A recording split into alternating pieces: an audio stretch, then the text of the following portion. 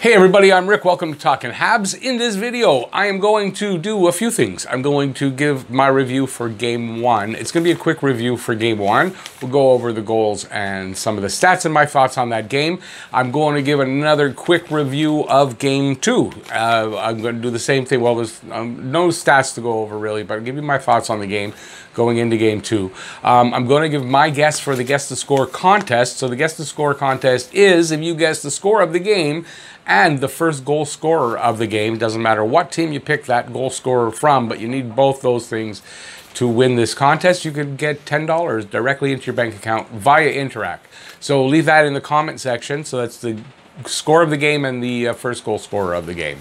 So I'm going to give you that near the end of the video. I'm also going to do some odds and ends from some NHL stuff and some Habs stuff. Well, I guess Game 2 or this series kind of odds and ends stuff. So that's all here in this one video. If you're a Habs fan like I am, please subscribe and ring the notifications bell. That's going to get you your daily fix of Blue Blanc Rouge right here at Talking Habs, and it's going to get you all kinds of different Habs videos. And yeah, let's get right into this video. All right, so it's Montreal at Tampa, Game 1 of the 2021 Stanley Cup Finals. It's Montreal's first time in the Stanley Cup Finals in 28 years. It's the first time there's a Canadian team in the Stanley Cup Finals in 10 years. And Tampa is second year in a row. They won last year, and they're defending champ, and they're trying to win 2 in a row. So that's what we got in the first one. I should have put the score of the game, would be kind of nice. Anyways, it ended up being 5-1 Tampa Bay. They win Game 1, and as a Habs fan, kind of disappointing how that happened. It was the same kind of thing in the Vegas series in round 3, where Montreal was outplayed and didn't look like they had any kind of an answer for Vegas. But, you know, by the results, Montreal won in 6, that wasn't the case. The difference here for me is Tampa looks really good. Gotta say, Tampa looks really good. They move that puck around so quickly. And, you know, they're kind of sneaky on offense. They get in there when you don't, you know, they're always there. They don't give a lot of space to move around or to do anything. They just look really dangerous. Their power play is really dangerous. On the other side, Montreal was missing Yoel Armia. And I think that was a bit of a difference there. I don't think they had their best game as far as execution. It was the first time this season that they're playing Tampa.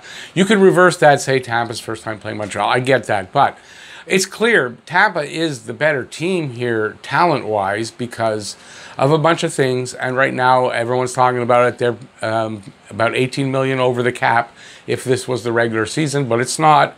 And there's reasons for that, and anybody who's complaining about that, believe me, if Marc Bergevin could have pulled this off, he would have. So it's in the rules. It is what it is. Okay, so there's that, all setting it up. So the game starts out, I thought Montreal in the first 2 periods, I thought they held their own pretty much with Tampa. They were they outplayed a little bit? Not as badly as you would have thought. Montreal's PK was still good and held them off the board right up until the last power play of the game, which was like with 2 minutes left in the game. So you know, they held them off the board. It went 32. I think what was it? 32 penalty kills in a row that they killed off. Now, don't expect against Tampa that they're going to be able to kill off every penalty. This is oh man, they're wicked on the power play. They're wicked just on offense. So does that mean Montreal can't win here? Is it over because they lost Game 1? No, not by any means. Montreal had a bad game. They weren't executing. Their passing wasn't good. They were turnover machines.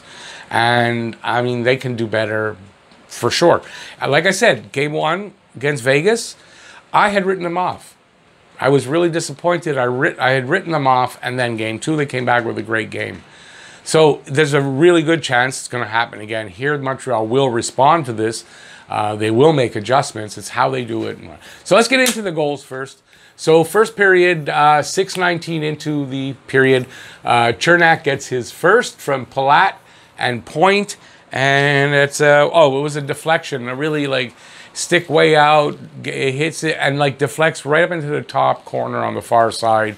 No chance for Price on that.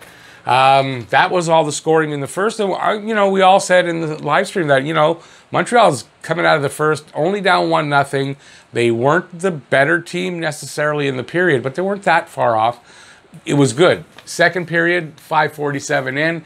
Yanni Gourde gets his 6th from Coleman and Goodrow. And what was that now? That was Price was screened on that. Anyway, let's put it that way. That's all the detail I wrote down. Price was screened. It was mostly the point was to show that I don't really blame Price on maybe the power play goal, the 5th goal.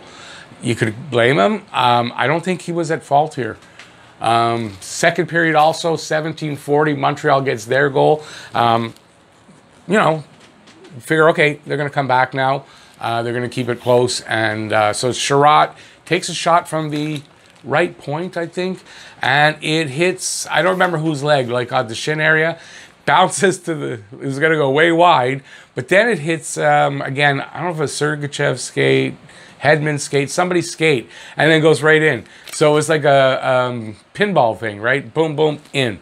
So it was really cool. Lucky, fluky. Nothing wrong with getting a fluky goal. Sometimes that just kickstarts your offense. Didn't really happen here. So that was it. That was at 17:40. So the period was almost over. They go to the third, and early in, Kucherov, who without a doubt thought he was swimming because he was diving all night. He dove on the Sherratt penalty. I didn't think so watching it, but when you see the different angle, Sherratt barely touched him, if he touched him at all. And yeah, so, and then there was the, we'll talk about it, Shea Weber, they find him for a slash. You see the slash. He dove. Anyway, so Kucherov gets his 6th at 2 minutes in from Sergachev. And we'll talk about the Sergachev thing with Galley in a minute. How'd that happen? Sherratt, oh yeah, this was a puck that I guess Kucherov fired across the crease in the air. And if Sherratt would have let it go, it would have sailed through the crease and been out of danger for the moment. But he tries to swat it, and what happens is, kind of looks like, God, I don't remember if it was Palat again. It looks like somebody else got the goal, but Sherratt swatted it into the net. So again, no chance for Price really here, on that goal.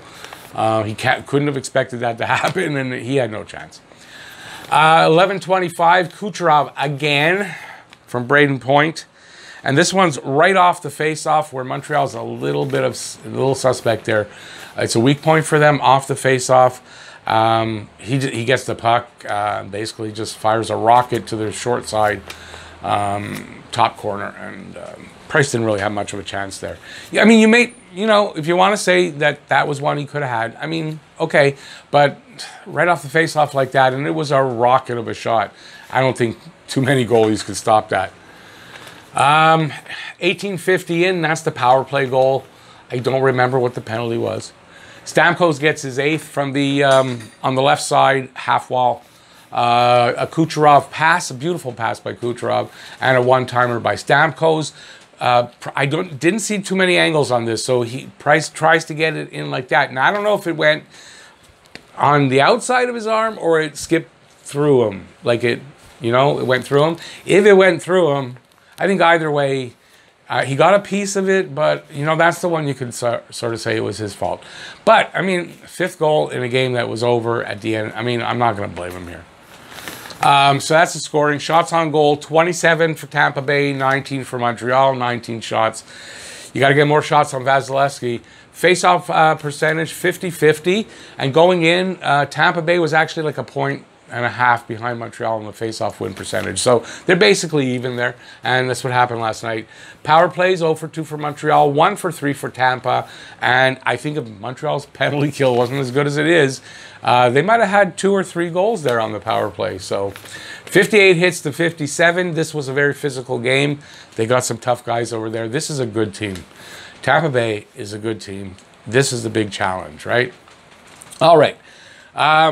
Like I said, the penalty kill streak ended, 32 in a row. Now, the Sergachev thing on Galley that everyone's talking about, Right, looked like Sergachev sort of pile drive Galley into the ice, and there was no penalty. Gallagher, no helmet, cut his head. He's bleeding everywhere, and you'll see I used the picture for a couple of things. So I was really pissed off at that, and I was mad. And then I hear, you know, it wasn't the penalty because of this and that. And then I saw it slowed down, like really slowed down. And I think it's true. It wasn't a penalty. Gallagher caused this on himself. He tried to judo throw over his hip. He went in, if you watch it in slow motion, he goes into Sergachev with his hip and grabs him and tries to throw him over his hip. That's what happened. And Sergachev is bigger and stronger. And I think that's caused Gallagher to just pile drive into the ice. I think it was Gallagher's fault, really, I do. And I was mad about it in the live stream, I really was. So I don't think there's anything to it. That's why there was no penalty. And there was really not much of a complaint by Montreal or Gallagher. I didn't find, at least by Gallagher, and that's probably why, because he tried to judo throw him over his hip and it didn't work. They stayed with Tampa, I thought, through the first and second periods. Now, was it even the play? No, but it wasn't like lopsided. It was Montreal was a little outplayed, yes, and but not as bad as I would have. I was not as bad as I was worried about. Right, I was worried that could happen. I thought, oh, this is good. They can stay with them. Second period's over. They're only down by 2. Everyone says 2-goal lead is the worst lead ever. So, like, you know, why can't it be that way for Tampa? But I thought, you know, there was still a chance. Then the third came around, and I think it just went off the rails in the third. Tampa just went in for the kill, and there wasn't Montreal. Well, by the way, I said it was down 2-1, 2-0. It was down 2-1. Montreal couldn't really respond. They were stuck in their own end a lot, and all that. So Tampa uses the 2-1-2 formation. I noticed that there were 2 guys, 1 guy, 2 guys. Right? That's what they're doing. Very crisp passes. By the way, I'm going to get into that in a sec. That's why that's there. Very crisp, fast passing. Their passing was right on, fast, and just like crisp is the way to describe it. And they're a sneaky fast team. By that I mean they're fast. It's a fast team. But man, their guys are sneaky in there. You know, there's like, how did he get there? Like, I don't know. I don't know how else to describe it. So sneaky fast. For me, it works. And Vazzy was like almost unbeatable, right? So they need to find a way to match lines better, which is tough because they're in Tampa. They can do that better in Montreal. So Tampa's using this 2-1-2 formation. So this is, did some research to see what I can figure out about it. This is my thoughts. Bolts are exerting a lot of effort into attacking the puck at both blue lines to keep the puck in Montreal's zone, one side, and out of their defensive zone on the other side. So trying to control the neutral zone. If the Montreal forwards try to lazily carry the puck out of their zone, which they did a bunch of times, and into the offensive zone, same thing. Like Petrie was having trouble. Caulfield, who was making it easy getting in there, wasn't able to. What happens is when they're trying to get out of their own zone, they're swarmed by the Tampa Bay forwards, and you saw that 2 or 3 guys, boom, and knock the puck out, and the forward, Montreal forward, forced to defend a little bit, and hopefully they can regain control and get it out. It didn't work that well, right? And going, I mean, it's the same thing going in. If they try lazily to go in, they got to force their way in. They're just going to get shut down at the line, or just inside the line, you know. Where was I? Yeah. I think I said that. The Leafs did this to them successfully in the first 4 games of round 1 before Montreal adjusted to it, which, you know, Montreal did. They adjusted, backs up against the wall, they adjusted, and they didn't look back right up until game 1 here in the finals. So they'll have to be more forceful and support the puck carrier, right? Instead, because I think they're using the 1-2-2 formation, right? So they got to do a little bit better support of that puck carrier. And maybe look, what they did with Vegas was they pretty much did what Vegas did to them in the first game. They turned it around and used it on them. And I think maybe do the same thing here. Try to be the same thing. Just control the neutral zone. Keep them out of your zone. And hopefully keep the puck in their zone a lot more. Because that, you know, it's working for Tampa. So they'll have to be more forceful and support puck carrier at both blue lines. It should result in less time in Montreal's defensive zone, and that means less penalties, hopefully, and more opportunity in the offensive zone. They've only got 19 shots. They're going to need more against Vasilevsky, and maybe get more than the 19 shots on goal. And Tampa's power play is dangerous, and the less time you give them, the better it is for the team. No matter how good our PK is, the less power play time we can give Tampa, listen, that's the better it's going to be. Vasilevsky can be beaten, but you got to get in there in the front, and you also got to work the puck around. Look at what Tampa was doing. Cross ice stuff, moving Price around, moving the defense around. It worked. We got to do that to Vasilevsky, just the same. You got to move him around his net, and get the opportunities. I think in the Vegas series, Montreal led in the high danger chances by a big margin. It's another David and versus Goliath situation, and the Habs have battled and won 3 times so far versus Goliath in these playoffs. So it's not over yet. It's not over by any means yet. Even if by chance Montreal does lose tonight, they got to play at home too, because I've seen many series go home, they win at home, go back, win at home, go back, win at home, and then it can go either way in Game 7, right? I've seen it. I've seen them win on the road. The teams win on the road till Game 7. I mean, it all depends on, it's got to be played out, is what I'm trying to say. All right, so that's that. Game 2 preview. This is what I think they've got to do. They've got to shut down Kucherov and Point. And I say Point, and that's like in French, Point Final. They got to shut them down. They've done that to the top 6 in each of the 3 series leading up to this, and they're going to have to do it here. They're going to have to shut down their offense as best they can. They have done it, and they've been able to. If they're playing, everybody doing their job, nobody trying to do what they shouldn't be doing or doing too much, let the game flow through them, they can do this. Defense has to adjust to the Tampa Bay puck movement. Their puck movement is fantastic and fast, and the defense has to adjust to that. And conversely, the defense has to move the puck better from the back, which is why we're all speculating that maybe Romanov is going to be in. I haven't heard anything up to the time I'm filming this, day of the game, so I don't know. But they're going to have to move the puck better on our end, just to get our forwards out there, give us more chance on offense, and to get us out of the zone quicker. Passing has to get better. Montreal's passing, I thought at the beginning of the game was good, and then it just... no puck luck, the passing wasn't good. Sometimes you can create your puck luck, and that is with good passing. So if you can get a good crisp passing, and you can create your puck luck. They have to protect Price and his crease better.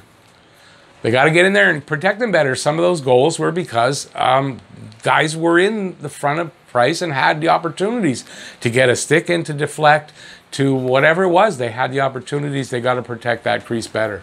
They got to work hard, as they always do. Nobody works harder than Montreal. They're not second to anybody for work. And they have to play that patient game of theirs where, listen, they're going to wait for the other team to make mistakes, and they are a transition team. They score off the rush, and they've got to do that. Wait for the opportunities, and then they've got to capitalize. Especially against Tampa, it's not going to be easy. Having Armia back, so this is good news. Armia missed because of the COVID, and it was a false positive, and he flew to Tampa. Did not play in Game 1, but he will be in tonight. And he will be because of other things. We're going to get to that.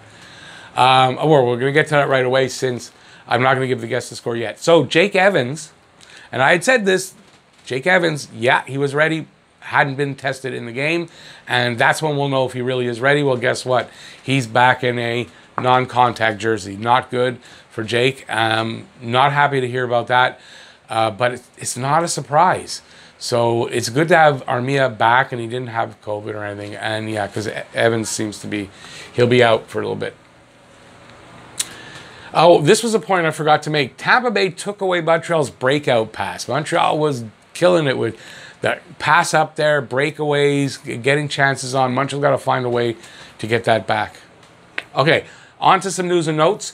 Armia should be back in the lineup after COVID scare. So that looks like that is for sure, especially with the news with Evans. Listen, if Armia's not in, I think it's going to be Tatar. I don't want to see that right now. I don't think Tatar's game ready anyway. I think it's much better off having Armia in there. Alex Killorn, I wrote questionable because I wrote this up last night for the game today, but he is out. He is now, that's been announced, he's out, so he won't be in the game tonight. I mean, that's good for Montreal, but someone I saw on Twitter, someone made a point. If Montreal keeps turning the puck over, doesn't matter if Killorn's there or not. They won't need him. But so if Montreal can get their game adjusted, they could miss Killorn there, Tampa. Habs want 10,500 fans for Game 3.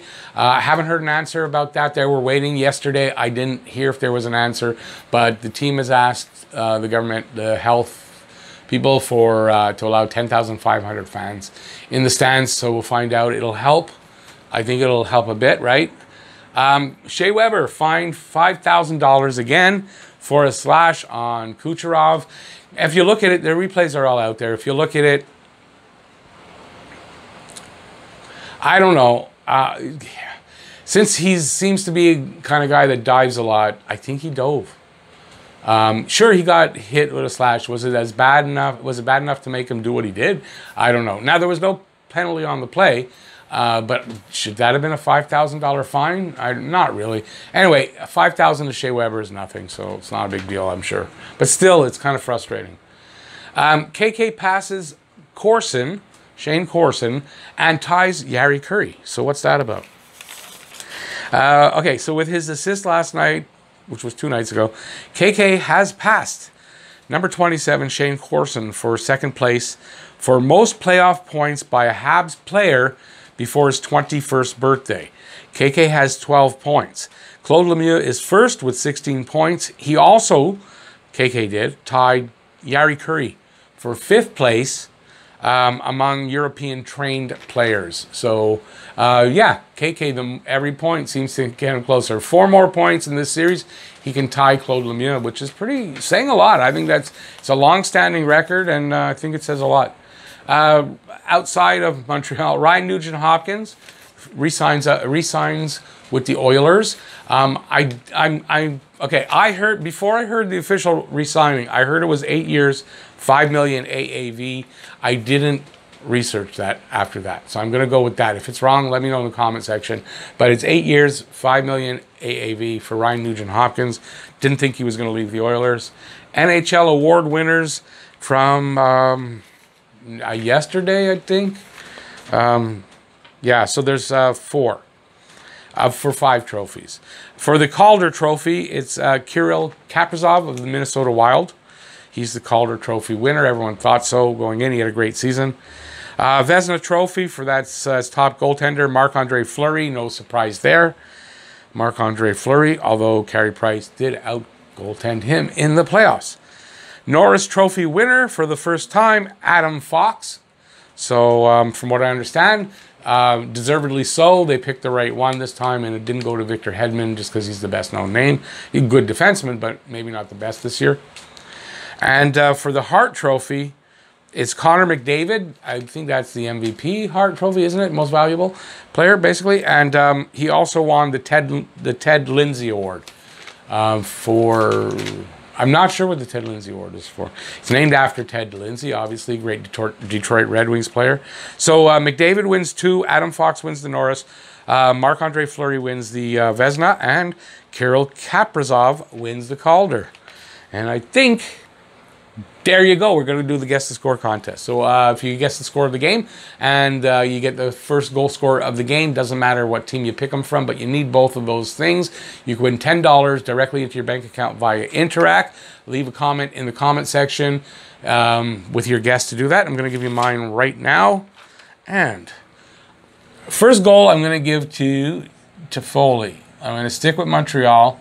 I think it's important they get the first goal, so I'm going to give I'm going to go with them getting the first goal. You're probably going to think I'm nuts here, but I'm going to give it 3-1.